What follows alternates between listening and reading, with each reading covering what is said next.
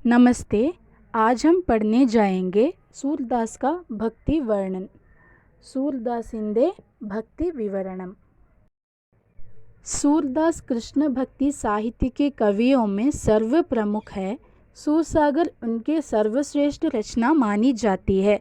കൃഷ്ണ ഭക്തി സാഹിത്യത്തിലെ കവികളിൽ ഏറ്റവും പ്രമുഖനാണ് സൂർദാസ്.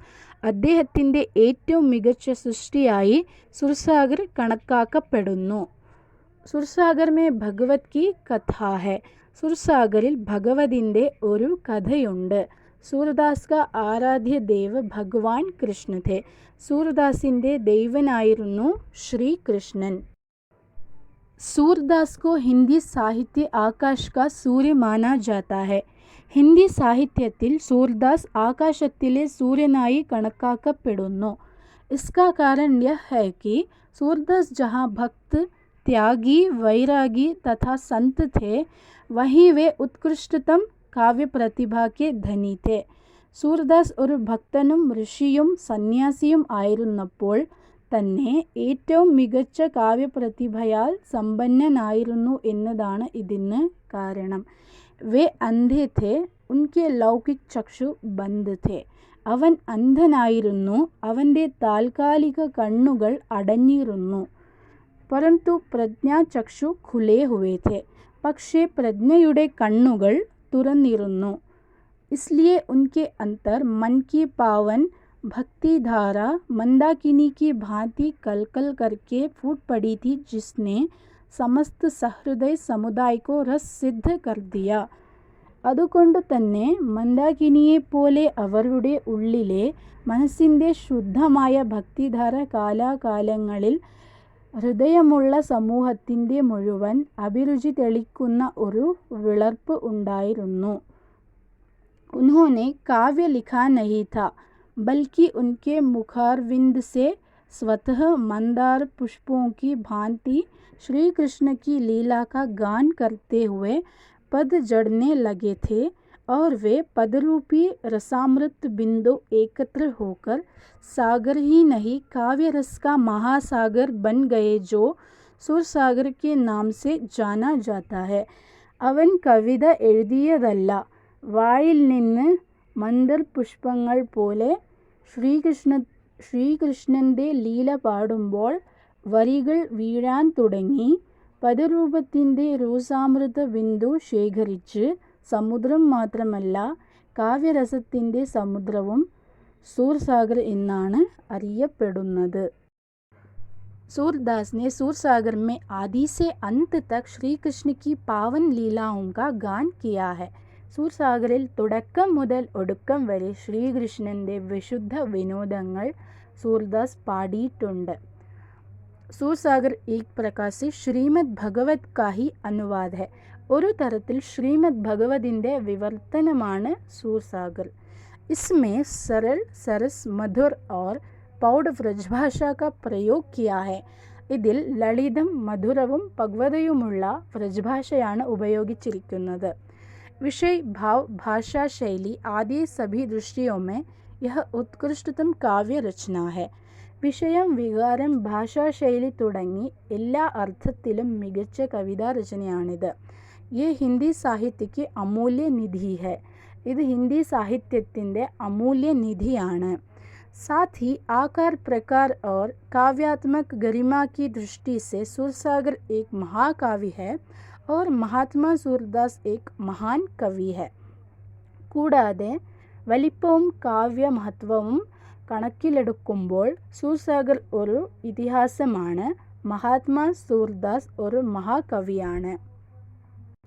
श्री कृष्ण के अवतार रूप के साथ हमें सूरसागर में उनके भक्तिशील, सौंदर्य, लोकरंजक तथा समाजोद्धारक आदि रूपों का सजीव परिचय भी मिल जाता है. മഹാത്മാ സൂർദാസിൻ്റെ രൂപത്തിനൊപ്പം അദ്ദേഹത്തിൻ്റെ ഭക്തി, സൗന്ദര്യം, പൊതു സാമൂഹിക പരിഷ്കർത്താവ് തുടങ്ങിയവരുടെ തത്സമയ ആമുഖവും നമുക്ക് ലഭിക്കും. साथ ही राधा का अन्यतम रूप सौंदर्य, श्री कृष्ण के प्रति उनका अनन्य प्रेम, विरह आदि की भी सरस, गंभीर और मार्मिक चित्रण उपलब्ध होते हैं. ഇതിനോടൊപ്പം രാധയുടെ മറ്റൊരു രൂപം, സൗന്ദര്യം, അവളുടെ സവിശേഷമായ പ്രണയം, വേർപിരിയൽ മുതലായവയുടെ ഏറ്റവും ഗൗരവമേറിയതും സ്പർശിക്കുന്നതുമായ ചിത്രീകരണങ്ങളും ലഭ്യമാണ്. सूरदास ने स्थान स्थान पर अपने को माया के बंधन से छुड़ाने और भगवान श्री कृष्ण की कृपा प्राप्त करने की योजना की है.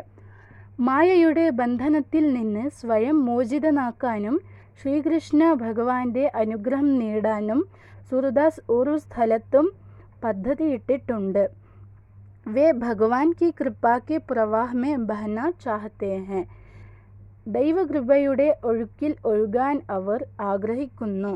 इसके लिए श्री कृष्ण से आग्रह करते हैं कि वे उसके अवगुणों पर ध्यान ना दें और उसे एक तुच्छ दास समझकर अपने पतित पावन नाम की प्रतिष्ठा को रखने के लिए ही उसके ऊपर कृपा करे. അതിനായി ശ്രീകൃഷ്ണൻ്റെ പോരായ്മകൾ ശ്രദ്ധിക്കരുതെന്നും തൻ്റെ വിശുദ്ധ നാമത്തിൻ്റെ അന്തസ്സ് നിലനിർത്താൻ അവനെ നിസ്സാരനായ അടിമയായി കണക്കാക്കണമെന്നും അദ്ദേഹം ശ്രീകൃഷ്ണനോട് അഭ്യർത്ഥിക്കുന്നു. അതിന് അവനോട് മാത്രം करुणा काणिको. भक्त ईश्वर को पुत्र रूप में मानकर उससे वात्सल्य संबंध स्थापित करके वात्सल्य भाव से भगवान की भक्ति करता है और अपना संबंध ईश्वर से जोड़ता है. ഭക്തൻ ദൈവത്തെ തൻ്റെ പുത്രനായി കണക്കാക്കി അവനുമായി ഒരു വാത്സല്യ ബന്ധം സ്ഥാപിക്കുകയും വാത്സല്യ ചൈതന്യത്തോടെ ഈശ്വരനെ ആരാധിക്കുകയും ദൈവവുമായുള്ള ബന്ധത്തെ ബന്ധിപ്പിക്കുകയും ചെയ്യുന്നു. कृष्ण की बाल्य क्रीड़ाओं के वर्णन में वात्सल्य भक्ति का विकास दृष्टिगत होता है. കൃഷ്ണന്റെ കുട്ടിക്കാലത്തെ കളികളുടെ വിവരണത്തിൽ വാത്സല്യ ഭക്തിയുടെ വികാസം കാണാം. जसोदा हरि पालने नंद भामिनी पावे. श्री कृष्ण बाल रूप में विभिन्न क्रीड़ाएं करके यशोदा को आनंदित करते हैं, जिससे भक्त प्रसन्न होते हैं. शिशु രൂപത്തിലുള്ള ശ്രീകൃഷ്ണൻ വിവിധ കളികൾ നടത്തി യശോദയെ പ്രസാദിപ്പിക്കുന്നു. അത് ഭക്തരെ സന്തോഷിപ്പിക്കുന്നു. सूरदास का भक्ति निरूपण बड़ा ही विषाद, व्यापक और व्यावहारिक है, जिसमें सख्य वात्सल्य भक्ति प्रधानता है. സൂരദാസിൻ്റെ ഭക്തി നിർഭരമായ പ്രതിനിധാനം വളരെ ഉജ്ജ്വലവും സമഗ്രവും പ്രായോഗികവുമാണ്. അതിൽ സഖ്യവാത്സല്യ ഭക്തി പ്രബലമാണ്. सख्यवात्सल्य मधुर भक्ति में लौकिकता का गंध होने से भक्ति का अबाध एवं उज्ज्वल रूप कुछ दबसा गया है. സഖ്യവാത്സല്യത്തിൻ്റെ മധുരമായ ഭക്തിയിൽ പ്രപഞ്ചത്തിൻ്റെ ഗന്ധം കാരണം ഭക്തിയുടെ സ്വതന്ത്രവും ഉജ്ജ്വലവുമായ രൂപം ഒരു പരിധിവരെ അടിച്ചമർത്തപ്പെട്ടു.